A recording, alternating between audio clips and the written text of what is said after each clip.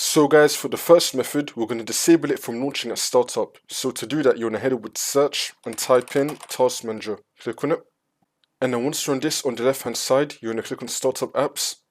And then once you're on this, you're going to be having either esrv.exe or you're going to be having Energy Server Service. It's the same thing. So you're going to be having either esrv.svc or Energy Saver Service. We're now going to disable this so that it does not run at startup when our computer turns on. Now in my case, I don't have it on my computer, but in your case, you should be seeing one of those two.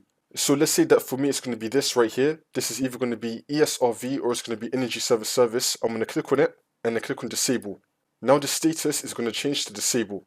Now this application is not going to start when my computer turns on. This should not fix your problem.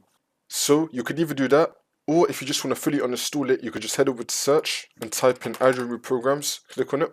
And then once you're on this, you're going to scroll down to the I section. Now you're going to be having either Intel Driver and Support Assistant, Intel Energy Checker, Intel System Usage Report, or Intel Computing Improvement Program. So you just want to uninstall any one of these if you have it.